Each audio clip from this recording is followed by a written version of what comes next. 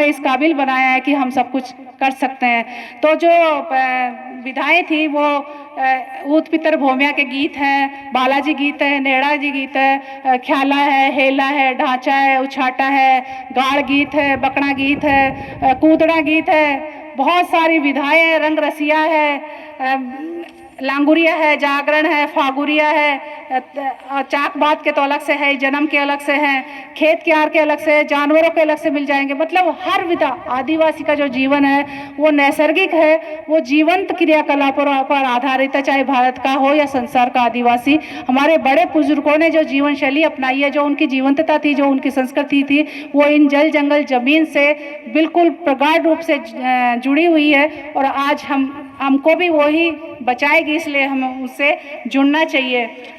तो मैं इसमें अपने कुछ उदाहरण बताना चाहूँगी। जैसे हमारे बड़े बुजुर्ग जो पितरों को याद करते हैं, पहले मैं भोमिया का थोड़ा सा गीत सुनाना चाहूँगी। गाने का कभी प्रयास नहीं किया, इन्हीं दिनों किया है, तो हो सकता है थोड़ा अजीब लगे। ओड़े ओड़े रे जंगल का जडावर, खबर तो ल्या मारा पितेरा के। ओड़े ओड़े रे जंगल का जडावर, खबर तो ल्या मारा पितेरा की। अब हमारे बुजुर्ग किसी काल्पनिक देवता देवी को याद नहीं कर रहे, किसको कर रहे हैं? जंगल के जंदावर। अब जंदावर वो पक्षी भी हो सकता है और पशु भी हो सकता है, क्योंकि हमारे जीवन का आधार वही है। तो वो पक्षी या पशु बोल रहा है, वहाँ को नाम न जाना, वहाँ को गाँव न जाना, कसी का सूरत थका पितेरा के। फिर वो महिलाएं बताती है, धोली धोली धोती गुलाबी को फाटो, साड़ी सूरत माखा पितेरा की। तो मैं अपने पुरखों को, अपने पूर्वजों को नमन करके ये गीत सुना रही हूँ। ऐसे ही जैसे मैंने कहा जल जंगल जमीन से जुड़ा हुआ है हम आदिवासियों का जीवन, तो हमारे जो महिलाएं हैं वो खेत क्यार से जुड़ी हुई है, जानवरों से जुड़ी हुई है। जो वो जानवरों को चराने जाती है, बकरियों को, क्योंकि राजस्थान शुष्क प्रदेश है और बकरियां ज़्यादा पाली जाती है, तो वो देखिए महिलाएं किस तरीके से अपने कठिन जीवन को भी कितना सुगम बना लेती है। एक महिला दूसरी महिला को कहती है, ऊंचा टीबा में छेड़ावी दे गीत को गीत कोड़ो, बापरा में गाँव बसे चे, हरिपुरा में खेड़ो, हरिपुरा में खेड़ो। अब इसमें एक साखी का जोड़ जोड़ा गया, कस्सा बाजी मन खारा जी, गीत मर्द को खेवो खेवो, चमचूरा का यही तो नतीजा, ढोडो ने चलाव, ऊंचा टीबा में छेड़ारी दे गीत को होड़ो, दे गीत को होड़ो। ऐसे ही जब हमारे घर में कोई मेहमान आ जाता है, बड़े बुजुर्ग खेतों में जाते हैं, जानवरों को संभालते हैं, घर में वो महिलाएं रहती हैं जिनके छोटे बच्चे हैं, या बुजुर्ग महिलाएं जो घर को संभाल लेती है, अचानक कोई मेहमान आ जाता है, तो जो काम पे गए हुए जो लोग थे परिवार के, उनको कैसे एहसास हो जाता है कि हमारे घर में मेहमान आया।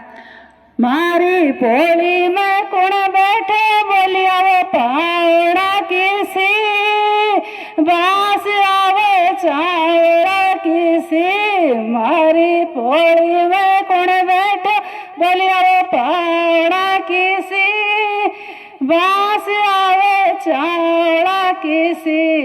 अब हमारे महिलाएं नहीं, पुरुष भी गीत गाते हैं, चाहे वो कोई सा भी वक्त हो, कोई सा भी त्योहार हो, चाहे उसकी अपनी शादी ही क्यों ना हो।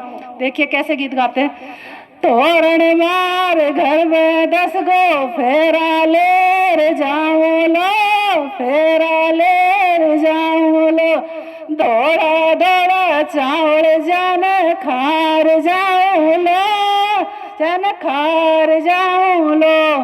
अब एक छोटा सा अंतरा है, बस एक लाइन का, मंगरा पे बोलो कागलो नैण दे हंस गे, अरे रे मंगरा पे बोलो कागलो नैण दे हंसेगी।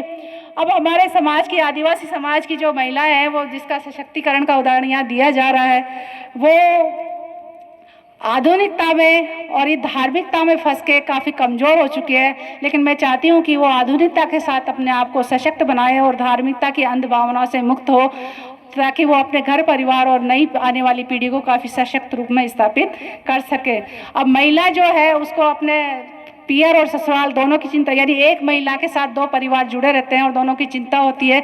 जब उसको ख्याल आता है अपने ससुराल के बड़े बुजुर्गों का, सास ससुर का, तो अब पियर में रहती है तो अपने घर वालों से वो डायरेक्ट खुद कहती है, मैं तो जाऊं लिए जी सोनी कागला बोले, सोनी कागला बोले, घरा पे साड़ी मोरिया बोले, मैं तो जाऊं लिए जी सोनी कागला बोले। हमारे आदिवासी समाज में कोई पंडित को नहीं पूछा जाता, कोई मुहूर्त नहीं गया, लड़के लड़की खुद डिसीजन ले लेते हैं कब जाना है और कब आना है, या कौन सा दिन है या कौन सी तिथि है, वो खुद तय करते हैं। ऐसे एक थोड़ा मारवी का छोटा सा गीत है, काजल घालेची कोया वदन भूलगी कैया, वदन भूलगी कैया, बाप की एक बेटी सूखगी कैया, बेटी सूखगी कैया। देखिए जितना हमारे लड़कों का महत्व है उतना ही हमारे लड़कियों का महत्व है। जब लड़की का मतलब शारीरिक रूप से कमजोर दिख रही है तो उनसे सवाल किया जा रहा है कि एक इकलौती व्यक्ति है और ये भी कमजोर कैसे है। अब जो हमारे समाज में है महिलाएं और पुरुष दोनों गाते हैं, तो पुरुष की विरह वेदना के लिए देखिए एक छोटा सा अंतरा है, तो न 5 बरस हो गया रे टाँचा ढील गढ़ता, टाँचा ढील गढ़ता, आंगड़ की रे कागज की धन गढ़ता रे मारी, आंगड़ की रे कागज की धन गढ़ता। एक दूसरा और, सोबरी खुंगाड़ी जंतर फेराई रे चेर छुट्टी दे सरकार गराड़ी भरी एकली रे छे, गराड़ी भरी एकली रे छे। ऐसे ही लड़की बोलती है अपनी माँ को, या नहीं लड़के को बोलती है, मारी जी बना कर लिखड़े जो नीवड़ी तेरे पार से पीपली तेरे। अब लड़की देखिए लड़के को कह रही है जो तो नई नवेली शादी हुई है उसकी, कि मेरी जीजी विदा करेगी तो कहाँ खड़ा होना है तुझे। यही है आदिवासी समाज का महिला सशक्तिकरण, कि वो हर निर्णय खुद करती है, चाहे वो किसी भी उम्र की हो, चाहे वो युवा हो, चाहे वो वृद्ध हो, या बशर्ते उसको अपनी अहमियत का एहसास हो। अब मैं इतना ही कहकर अपने मीणा समाज का थोड़ा सा इतिहास का संक्षिप्त परिचय देना चाहूँगी कि हमारे जो राजस्थान है, इस राजस्थान में भील और मीणाओं राजवंशी रहे हैं और इन्हीं का शासन रहा है। और इस राजवंश का जो अंतिम शासक था वो चांदा राजवंश का रहा है, जिसका उदाहरण खो गंग या खो नागौरिया में आपको देखने को मिल जाएगा। 2000 साल पुराने महल के अवशेष है, मंदिर है, कुएं हैं, बावड़ियाँ हैं, एक सुरंग है और परकोटा बना हुआ है। लेकिन 2 मंदिर है पुराने, बहुत प्राचीन ऐतिहासिक महत्व के, वो वैसे मंदिर आज कहीं देखने को नहीं मिलते। 2000 साल पुराने हैं वो। चांदा राजवंश के राजा आलन सिंह का शासन रहा है खोगंग में, और बताया जाता है आलन सिंह का जो राज है वो 39 पीढ़ियों तक चला है। उन्होंने कई जगह शासन किया है, उनके कई परिवार है। ये जो पछवाड़ा के 5 गांव है, दांतली, सरोड़ी, बेंदाड़ा और भी बहुत सारे गांव हैं। मतलब इन जगह आज भी गांव में ज़्यादातर चांदा ही आपको देखने को मिलेंगे, क्योंकि ये उन्हीं के वंशज है। और अपना मीणा समाज, चाहे वो सीरा हो, चांदा हो, सुसा हो, तो कोई सा भी समाज हो, वो राजवंशी समाज रहा है। आमेर, नारगढ़ और ये जयगढ़ सब मीणाओं के ही हैं। पन्ना मीणा की बावड़ी का बार बार जिक्र आता है, कभी उसको पन्ना मियाँ कर दिया जाता है और कभी पन्ना मीणा। तो कभी किसी मियाँ ने बावड़ी बनाई है क्या? आपने मीणाओं ने, आबानेर की जो चांद बावड़ी है वो राजा चंद्र ने ही बनाई है, लेकिन उसको चंद्र चौहान कर दिया गया है। तो मैं आप सभी वरिष्ठ महानुभाव जो शिक्षित भी है, सक्षम भी है, अच्छे अच्छे पदों पे है, तो आप अपनी ऐतिहासिक धरोहर को सही रूप में अंकित करवाइए, ताकि मीणा समाज का जो गौरवशाली इतिहास है वो आज भी मतलब उसको सही पहचान मिले, और हम आदिवासियों को, मुख्य धारा के जो लोग हैं वो सही तरीके से देखें कि हम ऐसे ही नहीं आते, आरक्षण के बेस पे ही नहीं आते। ये हमारा अपना देश है, हमारी अपनी भूमि है, ये हमने तुम्हें आश्रय दिया है। तुम शरणार्थी हो, तुम घुसपैठी हो, तुम लुटेरे हो, तुमको हमने शरण दिया। हर धर्म को, हिंदू, मुस्लिम, सिख, ईसाई, जैन, बौद्ध, पारसी, ये सब धर्मों को शरण देने वाला आदिवासी समाज है और हजारों लाखों वर्षों से इसने शरण दे रखी है, फिर भी अपने अस्तित्व को वो बचाए हुए है। आप हर जगह देख सकते हैं, जैसे ब्रिटिश शासन काल में ब्रिटिश सरकार ने हम आदिवासियों की जो जनगणना की थी 1871 से, तो हमें नाम दिया गया था Aboriginal, animist, tribal religion, tribes. लेकिन जब 1951 में संविधान बना, 50-51 में जब संविधान बना, तो हमें एसटी का दर्जा देकर हमारी आदिवासियत छीन ली गई। जो मूल हमारी पहचान थी आदिवासी होने की, वो सिर्फ कानूनी कागजों में दर्ज कर दी गई। और ये कानूनी कागज आपको पता है कभी भी बदल दिए जाएंगे, और ये काफ़ी कुछ हद तक बदले जा चुके हैं, क्योंकि आपको पता है 583 ही एसटी है और है कुल 1083 आदिवासी। तो आधे से ज़्यादा गफला तो वहीं पे नज़र आ रहा है। संविधान में हमें अपनी मूल पहचान के साथ हमें आदिवासी कोलम कोड की मांग भी करनी होगी। और मीणा समाज काफ़ी सशक्त है, सक्षम है और हर पद पे है। तो मैं इस मंच के माध्यम से आप सभी को और जो अन्य यहाँ उपस्थित नहीं है उन सब से करबद्ध निवेदन करना चाहूँगी कि हमारी आदिवासियत को बचाने के लिए, हमारी आने वाली पीढ़ियों के भविष्य को बचाने के लिए, हमारे पुरखों के बलिदानों को सही शहादत देने के लिए उनकी आदिवासियत या आदिवासी या ट्राइबल कोलम कोड की मांग के साथ पूरे भारतवर्ष के आदिवासियों की जनगणना की मांग हमें रखनी होगी। मैं कई सालों से इस आदिवासी कोलम कोड से जुड़ी हुई हूँ। मतलब कई संस्थाएं हैं, इसके कई सम्मेलन में अटेंड कर चुकी हूँ। इसीलिए मुझे अभी वहाँ पे छत्तीसगढ़ में सम्मानित करने के लिए बुलाया गया था कि समाज का कोई वर्ग है जो समाज की आवाज़ बन रहा है। और मैं कल रायपुर में थी, आज आपके साथ रात को दिल्ली में थी और आज जयपुर में हूँ। इसीलिए मैं ज़्यादा समय ले रही हूँ, क्योंकि जो बातें हैं वो आपको किताबों में नहीं मिलेगी, कोई बताएगा नहीं।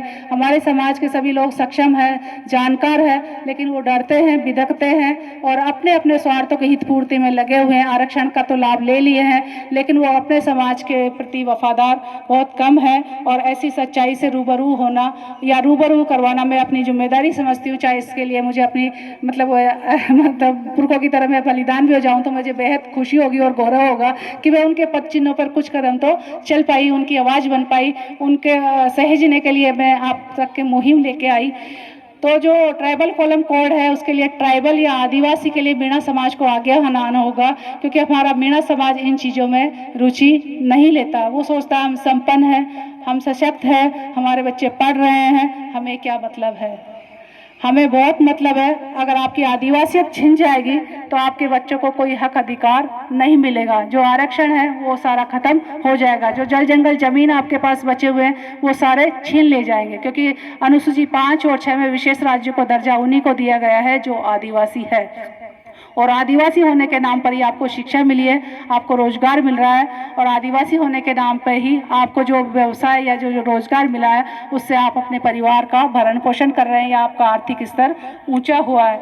यही कहकर मैं वो जो मीणा राजवंश की जो 2 पंक्तियों का जो दो दोहे हैं वो सुनाना चाहूँगी। कूची को छो बोतड़ो लडा में जो दियो, आछी बगड़ी रे मीणा की हाथा राज खो दियो, हाथा राज खो दियो। इसका दूसरा अंतर है, भाण जो को गेल गे भी मामा में खागोर काली, बादली को काल से चांदा राज बचा गो। अब ये भाणजा कुगेल कौन था शायद पता होगा आपको।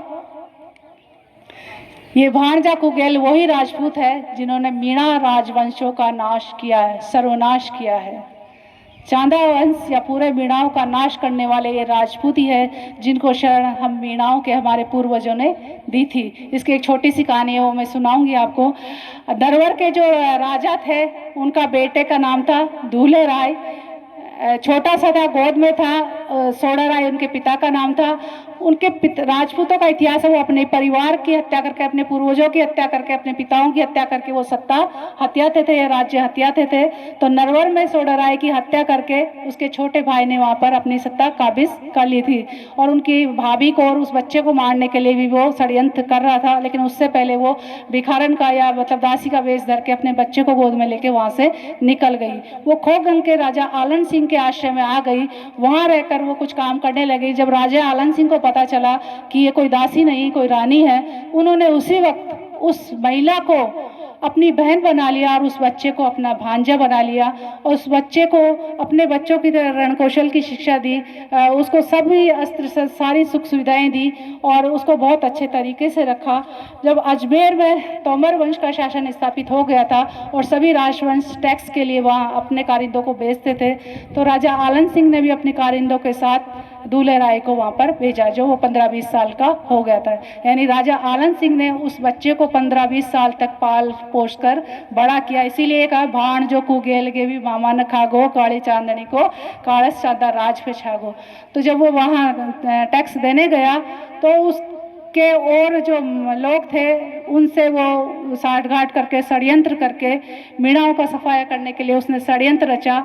और मीणा समाज की जो परंपरा है, मीणा समाज में बताया जाता है कि जो दीपावली आती है उस दिन अमावस के दिन बहुत बड़ा एक बाढ़ आई थी, उसमें हमारे काफ़ी पूर्वज मारे गए थे। तब से हम हजारों लाखों सालों से हमारे पुरखों को पानी देने की जो प्रथा है दिवाली के दिन क्यों करते हैं हम? इसीलिए करते हैं क्योंकि हमारे पूर्वजों का उस दिन अंत हुआ था, और वो उस दिन पूर्वजों को पितृ तर्पण करने के लिए वो तालाब में, बावड़ी में या जहाँ जल की व्यवस्था होती है नदी किनारे, वहाँ जाते हैं बिना अस्त्र शस्त्र के, वो स्नान करते हैं और अपने पितरों को तर्पण देते हैं। और पितरों को तर्पण करते वक्त उनके पास कोई अस्त्र शस्त्र नहीं रहते। ये 15 साल से दूल्हे राय देख रहा था और उसने इसी का फायदा उठाया और निहत्थे मीणाओं का नरसंहार किया, चांदा मीणाओं का नरसंहार किया।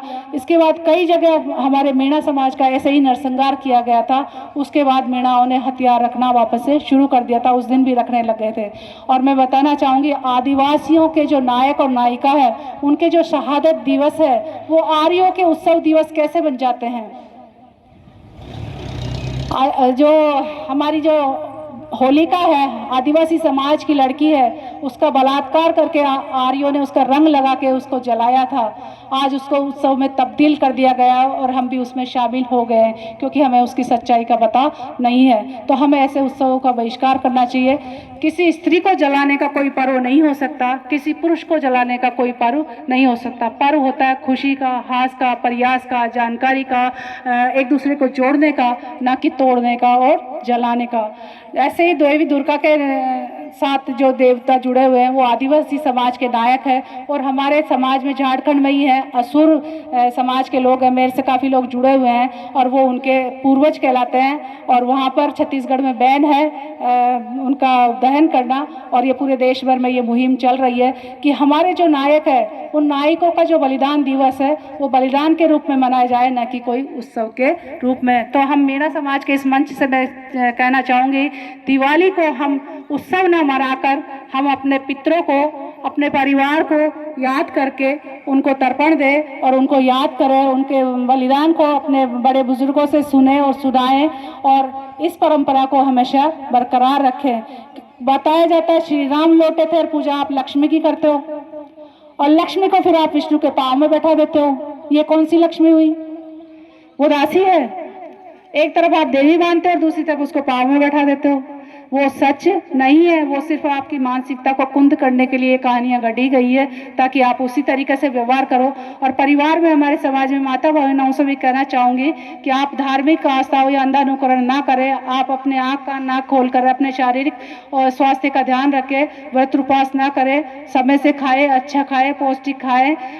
पुरुष समाज से भी मैं कहना चाहूँगी कि जो बुरी लतें हैं, शराब की हो या गलत संबंधों की हो या लड़ाई झगड़े की हो, इन चीज़ों से दूर रहें क्योंकि इससे परिवार का भी नाश होता है, समाज का भी होता है और पूरी जो शक्ति है हमारी वो गलत दिशा में चली जाती है।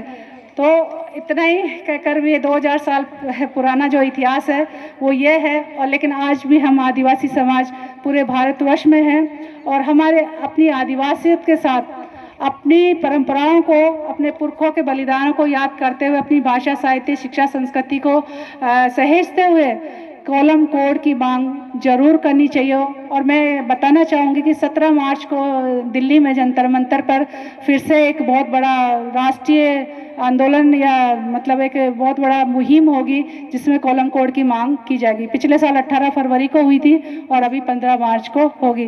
तो मैं कहना चाहूँगी कि हमारा मीणा समाज भी ज़्यादा से ज़्यादा जुड़े। अब एक भाई ने बताया था कि दिल्ली में मीणा समाज कम है। मैं बताना चाहूँगी दिल्ली में मीणा समाज बहुत है, सक्षम है, आर्थिक रूप से भी, मानसिक रूप से भी। उन सभी तक अगर मेरी आवाज़ जाती है तो वो इन सब चीज़ों को सहेजने में वो समाज के सहयोगी बने। नहीं तो वो दिन दूर नहीं जब कॉरपोरेट आपको गुलाम बना चुके हैं। वैसे सब चीज़ें बिक चुकी है, रेलवे जा चुका है, बैंक जा चुका है, इंश्योरेंस जा चुका है, शिक्षा आपसे छूट गई तो बचा है क्या? आपके जल जंगल जमीन। अगर ये चीज़ें आदिवासियत आपकी चली जाएगी तो आपके जल जंगल जमीन भी बहुत सीमित कर दिए जाएंगे। एक नियमित आपके पास जमीन का भूखंड रहेगा और आपसे सब सरकारी कानूनों के तहत छीन लिए जाएंगे। जैसे हमारे पुरखों से 1871 में क्रिमिनल ट्राइब एक्ट के तहत छीन लिया गया था। 500 चौकियां बनाकर पूरे आदिवासी समाज को प्रतिबंधित कर दिया गया था और उनको 12 साल तक मतलब होने पर चौकियों में उनको मतलब हाजिरी के लिए बुलाया जाता था दोनों वक्त, और बहुत बड़ी बड़ी यातनाएं दी जाती थी। आज उन्हीं के बलिदानों से हम सक्षम हैं, तो हमें उन सबको याद करते हुए समाज के सुखद भविष्य के लिए निर्णय लेने चाहिए। इतना ही कहकर मैं आप सभी से अभिनंदन करके सभी का और जोहार करना चाहूँगी। जय जोहार, जय जोहार, जय जोहार, जय जोहार। मैंने इतना समय लिया उसके लिए मैं बहुत बहुत क्षमा प्रार्थी हूँ और गौरवान्वित हूँ कि आप सब लोगों ने मुझे बड़े ध्यान से, मनोयोग से सुना और किसी ने भी मना नहीं किया। शुक्रिया बहुत बहुत।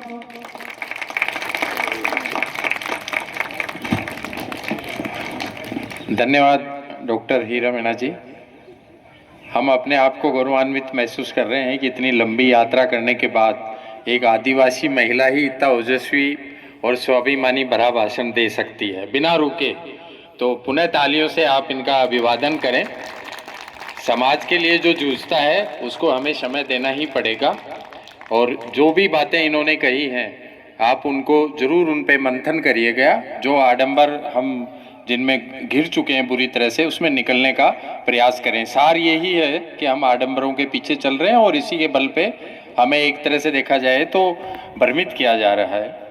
साथियों, आदिवासियत को पूरे देश में पुरजोर समर्थक, और मेरा निजी ये मानना है कि एक अलग से लॉ लेके चलने वाली शख्सियत डॉक्टर गंगा साहे जी अभी हमारे बीच हैं, और उनके विचार सुनने के लिए आप अपने आप को पूरा दिमाग से यहीं पे रखें, कंसंट्रेट करें फिजिकल